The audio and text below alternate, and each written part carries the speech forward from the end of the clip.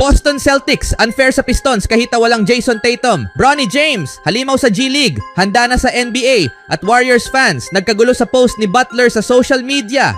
Galing sa bench si Peyton Pritchard upang magtala ng game high 27 puntos at magbigay ng 10 assists. Pinangunahan ang Boston Celtics sa panalo laban sa Detroit Pistons 123-99 nitong Biyernes ng araw. Si Pritchard ay nakapagtala ng 10 of 20 from the field with 7 of 15 from the 3-point range. Nakakuha ang Celtics ng 23 puntos mula kay Derrick White at 19 na puntos mula kay Kristaps Porzingis habang tinalo ang Pistons sa ika-12 sunod na pagkakataon. Para naman sa Pistons, nagpakitang gilas ang rookie na si Ronald Holland sa kanyang career high na 26 na puntos. Ngunit ang Detroit ay nag-struggle mula sa 3. Si Cade Cunningham ay nagtapos na may 18 puntos, 8 rebounds at 8 assists. Habang si Jaden Ivey ang tanging iba pang manlalaro ng Pistons na umabot sa double figures na may 10 puntos mula sa 3 of 14 shooting. Hindi nakapaglaro para sa Celtics sina Jason Tatum, ni at Sam Hauser, a doctor, na parehong mahahalagang shooters ng team. Si Tatum ay nangunguna sa team sa puntos na may 28.2, rebounds 8.9 at assists 5.7 per game. Si Hauser naman, isang key reserve, ay may average na 8.5 points and 22.2 minutes per game. Sa ikalawang quarter, isang 10-0 run na tinapos ng isang 3-pointer mula kay Drew Holiday ang nagbigay sa Boston ng 47-33 lead for 4 minutes and 19 seconds remaining in first half. Nagtapos ang halftime sa 59-44 in favor of Celtics. Pinalawak pa ng Celtics ang kanilang kalamangan sa 27 puntos sa ikatlong quarter kung saan natalo nila ang Pistons sa 34-24 upang pumasok sa final quarter na may 93-68 lead. Umabot pa sa 32 puntos ang lead ng Boston sa ika-4 na quarter. Nanalo ang Celtics sa lahat ng 3 laban kontra Pistons ngayong season. Sa ibang balita naman, nagpakitang gilas si Bronny James sa kanyang unang road game sa G-League kung saan nagbigay siya ng pinakamagandang laro sa kanyang batang karera bilang isang profesional na player. Ang rookie guard ay nagpakitang handa sa laban nitong Biyernes sa pagitan ng South Bay Lakers at Valley Suns. Nagtala ng game high 30 points from 13 of 23 shooting sa isang dikit na pagkatalo 106-100.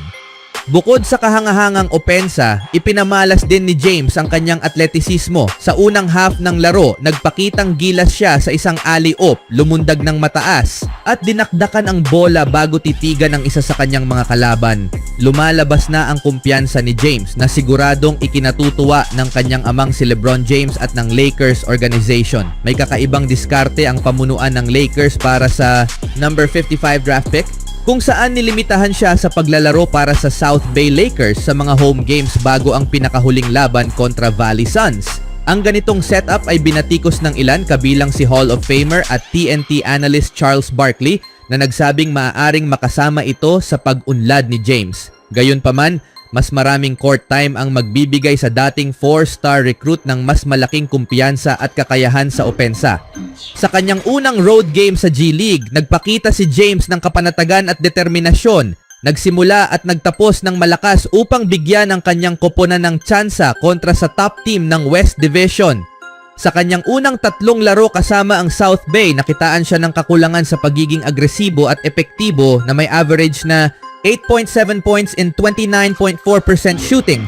Ngunit ang kanyang breakout performance laban sa Valley Suns ay maaaring maging simula ng mas consistent na produksyon. Samantala, ang Los Angeles Lakers ay tila nagpapakita ng pasensya sa pag-develop kay James, ngunit kasalukuyang nangangailangan ng tulong sa kanilang NBA roster. Matapos ang mainit na simula ng season, bumaba na ang Lakers sa ika-8 pwesto sa Western Conference na may 13-11 record. Ang patuloy na foot injury ni LeBron James ay nagdadagdag pa sa mga hamon ng team, kaya't kailangan nila ng bagong sigla. Hindi pa manggagaling kay Bronny James ang spark na ito, ngunit ang kanyang malaking laro sa G-League ay nagbibigay sa kanya ng pundasyon upang magtuloy-tuloy. Kung patuloy niyang maipapakita ang agresyon sa laro, mas marami pang nakakatuwang sandali ang maaaring dumating para sa batang manlalaro. Ano sa tingin niyo mga kaibigan? Sa ibang balita naman, sa gitna ng mga usap-usapan tungkol sa trade, iniulat na interesado si Miami Heat star Jimmy Butler na sumali sa Brooklyn Nets ayon kay Brian Lewis ng New York Post. Noon pa man, ipinakita na ni Butler ang kanyang interes na sumali sa Nets at nananatili ito hanggang ngayon ayon kay Lewis. Gayunpaman, hindi raw interesado si Nets General Manager Sean Marks na ipagpalit ang mga assets na kakailanganin para makuha si Butler.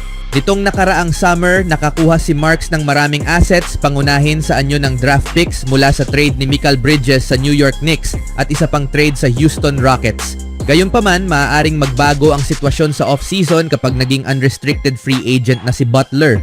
Sa edad na 35 taong gulang, hindi na akma si Butler sa bagong timeline ng Nets na ngayon ay nakatuon sa pangmatagalang rebuild. Sa kasalukuyan, hindi realistiko ang Nets bilang trade partner at hindi alintana ni Butler ang mga trade rumors. Sinabi niya, "Gusto ko ito, sa totoo lang, maganda ang mapag-usapan. Wala akong nakikitang masamang publicity hanggang sa isang punto. Pero kung may magsabi na ititrade ako, malaking bagay iyon." Iniulat din na interesado si Butler na maglaro para sa Houston Rockets, Dallas Mavericks o Golden State Warriors at isinama rin ang Phoenix Suns sa listahan ng mga koponan na nais niyang salihan. Kung sakaling mapunta si Butler sa Brooklyn, malamang na mangyari ito bilang free agent at patuloy niyang pinapakita ang interes sa posibilidad na iyon. Ayon sa isang source na malapit kay Butler, ang Brooklyn ang kanyang unang pagpipilian at mananatili ito sa puntong handa siyang tapusin ang taon mag-opt-out at pumirma roon bilang free agent, iniulat ni Lewis. Bagamat may 12 tradable first round picks ang Nets, mukhang mas mainam na maghintay si Marks para sa tamang piraso. Ayon sa mga ulat, tila hindi si Butler ang tamang piraso lalo na sa kanyang edad na mukhang bumabagal na at mas madalas magka-injury. Si Giannis Antetokounmpo umano ang white whale o ultimate target ng Nets ayon kay Lewis. Sa kaso ni Butler, malamang na kailangan niyang magbigay ng diskwento sa free agency para makapunta sa Nets. Gayunpaman, kung nanaisin niyang sumali sa Brooklyn, posible pa rin ito. Sa dami ng draft picks at maluwag na salary cap space sa susunod na summer, may kakayahan si Marks na gawing mabilis ang transition ng Nets mula rebuilding team patungo sa pagiging contender sa loob ng isang taon. Nag-post si Butler sa Instagram nitong araw sa gitna ng mga trade rumors at ang mga komento ay puno ng reaksyon mula sa mga tagahanga ng Warriors. "No shortcuts, still crafting," ayon sa caption ng post ni Butler. Narito ang ilang komento mula sa mga tagahanga. "Jimmy Butler, you are a Golden State Warrior. Come to Warriors." Isang fan rin ang nagsabi, "Welcome to the Bay Area, Jimmy Steph. Welcome to the Warriors. Ready Golden State," na may fire emoji. Habang marami ang mga tagahanga ng Warriors na nagpakita ng interes na mapasama si Butler sa kanilang team, marami rin ang mga Heat fans na nagnanais na manatili siya sa Miami. Si Butler, na 6 na beses nang naging NBA All-Star, ay isa sa mga pinaka-exciting na manlalaro na susubaybayan habang papalapit ang trade deadline. Anong masasabi niyo mga kaibigan? Even when you feel low, you can still go. Even when you feel slow, you can still go. Even when there's no hope, you can still go. I never answer to no, man, I still go.